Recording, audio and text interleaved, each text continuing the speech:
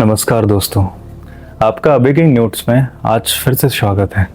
आज मैं आपसे बात करूंगा त्योहार नौ दुर्गा के बारे में। ये त्योहार सनातन या हिंदू धर्म में बड़े ही धूमधाम से मनाया जाता है। आज से ये त्योहार शुरू हो रहा है और लोग आज के दिन से ही मूर्तियां लाएंगे, उन्हें सजाएंगे और 9 दिन तक इसे एक उत्सव की तरह मनाएंगे। ये बहुत ही खूबसूरत बात है क्योंकि इससे लोग एक दूसरे से मिलते हैं, बातें करते हैं। परंतु क्या इस त्योहार की सच्चाई यही है? क्या केवल जल चढ़ाना, मूर्तियां रखना, पूजा पाठ करना, क्या यही इसका आधार है या इसकी कुछ और सच्चाई है जो हम शायद जानते नहीं हैं? इस चीज की शुरुआत क्यों की गई थी, इसका रहस्य क्या है? शायद हमारे पूर्वजों ने भी हमें नहीं बताया और हमारे पंडित पुरोहित भी हमें इस चीज की सही जानकारी नहीं देते हैं। इस वीडियो में हम समझते हैं कि इस त्योहार का क्यों महत्व है और क्या खास बात है इसमें। इससे पहले कि इसकी कहानी पर चलें, हम आपको बताना चाहते हैं कि वैदिक काल और पौराणिक काल क्या होता। वैदिक काल एक वो समय था जहाँ पर लिखने का चलन नहीं था, जहाँ संत महात्मा अपने शिष्यों को आध्यात्मिक मंत्रों को याद कराकर उन्हें रटवाते थे या बार बार सुनाकर उन्हें याद करवाते थे। उसके बाद आता है पौराणिक काल, जब ये मंत्र आम लोगों को समझने में कठिनाई होने लगी या इनका जो गहरा अर्थ था, ये मंत्र लोगों को समझ में नहीं आते थे। तब कहानियों का सहारा लिया गया ताकि इन मंत्रों की सही जानकारी लोगों तक सरलता से पहुंचाई जा सके। और इसी सरल भाषा को बनाने के लिए कहानियों को गढ़ा गया। ये कहानियां असली या ऐतिहासिक घटना नहीं थी, ये काल्पनिक कहानियां थीं जिसमें सही अर्थों को छुपाया गया था। जैसे हम देखते हैं कि छोटे बच्चों को जब कोई चीज़ याद करानी हो तो उन्हें पोयम के द्वारा याद कराते हैं या कभी कभी छोटे छोटे गीत सुनाकर उन्हें याद कराते हैं। इससे उन्हें याद करने में बड़ी ही सरलता होती है। इन्हीं पौराणिक कहानियों में कुछ कहानियां हैं जो नौ दुर्गा का उल्लेख करती हैं या देवी जी का उल्लेख करती हैं। जैसे कि सबसे प्रचलित कथा है वो है महिषासुर नाम के एक असुर की, जो बहुत ही शक्तिशाली था, जो देवताओं से भी जीत गया था। देवता इनसे हार गए थे और जब वे देवता हार गए तो उन्होंने अपनी सारी शक्तियों को इकट्ठा किया।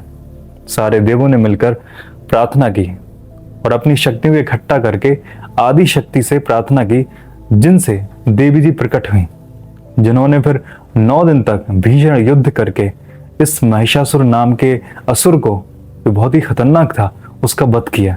परंतु क्या ये कहानी सच्ची है या इसके पीछे कोई गहरा अर्थ है जो हमें बताने की कोशिश कर रहे हैं पर हम समझ नहीं पाते हैं? हाँ, ये कहानी सच्ची नहीं है, परंतु इसके पीछे बहुत ही गहरा अर्थ छुपा हुआ है। आइए वो समझते हैं। जैसा कि जानते हैं कि महिषासुर यानी महिष का अर्थ है भैंस, जो अज्ञान और आलस का प्रतीक है, और असुर का मतलब है दैत्य, जो हमारे भीतर राक्षस होते हैं। अब ये अज्ञान और आलस, क्रोध, ये सब जब इकट्ठा होते हैं तो हमारे मन को गुलाम बना लेते हैं। हमसे मन चाहे काम कराते हैं, हमारा मन भटकाते हैं और हमें क्रोध दिलाते हैं, जिससे हमारी शांति और अनंतता सारी चीजें समाप्त हो जाती हैं। इसलिए हमारे पास जो दैविक शक्तियां हैं, दैवी शक्तियां मतलब जो हमारे पास करुणा, दया, प्रेम हैं, जब महिषासुर जैसे असुर हमारे भीतर आक्रामक हो जाते हैं या इनसे बड़े हो जाते हैं, इनसे शक्तिशाली हो जाते हैं, तो हमारे अंदर देवता जैसी शक्तियां समाप्त हो जाती हैं। जब देवता जैसी शक्तियां समाप्त हो जाती हैं तो हमारे अंदर प्रेम खत्म हो जाता है, हमारे अंदर शांति भंग हो जाती है। इसीलिए जब हम अपने अंदर की शक्तियों को पहचानते हैं, जिसको कहते हैं आध्यात्म शक्ति या आत्मशक्ति, जब हम उसका पुनः विचार करते हैं या निर्माण करते हैं, तब हमारे अंदर उदय होता है ऐसी देवी का या इन असुर को खत्म करते हैं। जैसे जब हम अपने अंदर आत्मशक्ति जागरूक करते हैं तो हमारे अंदर दैविक शक्ति जागरूक फिर से होती है, आदि शक्ति जिसे कहते हैं। इसका आप कोई भी नाम ले सकते हैं, आत्मिक शक्ति, आदि शक्ति, या किसी भी नाम से पुकार सकते हैं। जब ये असुर शक्ति के विरोध में लड़ने के लिए खड़ी होती हैं, तब युद्ध शुरू होता है। और ये युद्ध होता है हमारे भीतर बैठे राक्षस और हमारे भीतर बैठे देवता जैसी शक्तियों के बीच में। जब असुर शक्ति भारी होती है तो हमारे अंदर क्रोध जागता है, ईर्ष्या जागती है, वैमनस्य जागता है, अज्ञान जागता है। और जब देवता इनको हराने लगते हैं तो हमारे अंदर करुणा, प्रेम, दया, ये सारी चीजों का संगम उठता है। इसीलिए इन कहानियों को गढ़ा गया तो जब देवता हारने लगते हैं तब देवी जी प्रकट होती हैं, और जब देवी जी प्रकट होती हैं तो फिर इनको हराती हैं, और इनको हराने में 9 दिन का समय लगता है, क्योंकि ये असुर 9 विकार का प्रतीक है और हमें हर एक दिन में एक विकार को खत्म करना होता है। एक दिन काम को, एक दिन क्रोध को, एक दिन लोभ को, एक दिन मोह को, एक दिन ईर्ष्या को, एक दिन अज्ञान को, एक दिन अहंकार को। जब ये सारी चीजें समाप्त हो जाती हैं तब 10वें दिन हमारे अंदर विजयदशमी आती है। विजयदशमी का अर्थ ये नहीं है कि आप जाके रावण जलने को देखें, नहीं। विजयदशमी का अर्थ है हमारे अंदर जब अच्छाई की बुराई पर जीत होती है, जब हम अपने भीतर बैठे हुए बहुत सारे राक्षसों को मार देते हैं, तब जाके कहीं जाके विजय प्राप्ति होती है, और इसी को हम 10वें दिन जश्न के साथ मनाते हैं। परंतु क्या 9 दिन में 9 विकारों को हराया जा सकता है? जवाब है नहीं।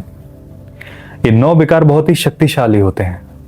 हमारी आदतें, हमारे गलत काम, हमारे अंदर बैठे राक्षस इतने शक्तिशाली होते हैं कि हम बार बार प्रयास करते हैं तब कहीं जाके ये पूरी तरीके से हारते हैं।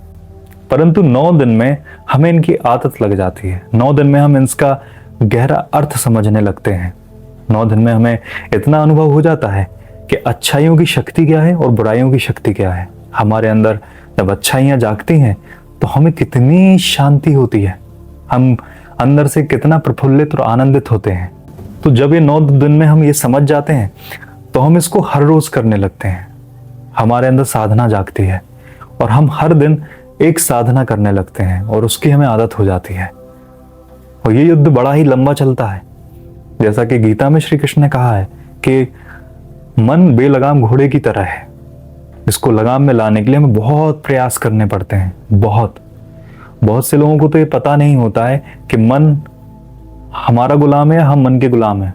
जैसा उनका मन कहता है वो करते जाते हैं और उन्हें लगता है कि वो कर रहे हैं, परंतु असल में ये वो नहीं कर रहे होते। मन उनसे अपनी मनचाही इच्छाएं पूरी करवाता है और उसे नचाता रहता है। इसलिए कहते हैं कि हम मन के गुलाम होते हैं। इसी साधना के जरिए हम इन पर वश पाते हैं, और जब इन पर वश पाते हैं तब हम स्वयं राजा बन जाते हैं या स्वयं के भीतर दैवी शक्तियों का उजागर करते हैं। तो ये केवल 9 दुर्गा एक शुरुआत है, इसके बाद बहुत लंबी यात्रा है। इसलिए हमें इसके गहराई के अर्थ को समझना चाहिए, ना कि केवल पूजा पाठ इन सब में पड़े रहना चाहिए। आप खुद ही सोचें, अगर एक बच्चे को स्कूल भेजा जाए और उसको स्कूल में पढ़ाई के अलावा सारा कुछ किया जाए, खेल कराया जाए, अच्छे कपड़े में स्कूल बुलाया जाए, बैच टाई सब कुछ हुआ जाए, परंतु अगर उसके स्कूल में पढ़ाई ना की जाए तो क्या आप उस बच्चे को स्कूल में रखेंगे? नहीं, आप स्कूल बदल देंगे, क्योंकि बाकी सारी चीजें सेकेंडरी हैं। प्राथमिकता आप किस चीज को देते हैं? पढ़ाई को। वैसे ही आपको 9 दुर्गा में प्राथमिकता देनी चाहिए साधना को। अपने अंदर जो बैठे राक्षस हैं उनको मारने में आपको प्राथमिकता देनी चाहिए, ना कि बाहर जोर शोर से शोर शराबा करने में। अहंकार मत पैदा करिए कि देखिए ये हमारा हिंदू का त्योहार है, हमारा सनातन धर्म का त्योहार है, देवी जी रखते हैं, बड़ी देवियां रखते हैं, बड़ी मूर्तियां रखनी है। इससे आपके अंदर रूपांतरण नहीं होगा। ना आज तक कुछ बदला है, ना आगे बदलेगा। हाँ, कहने के लिए अच्छा है कि देवी जी रखी है अहंकार बड़ा करने के लिए, आप उस सब में पड़े रहना चाहते हैं तो आप पड़े रह सकते हैं। परंतु जो इंसान स्वयं को बदलना चाहता है, इसके सकारात्मक ऊर्जा को अपने अंदर लेना चाहता है, वो इन चीजों को अपना सकता है, वो साधना कर सकता है।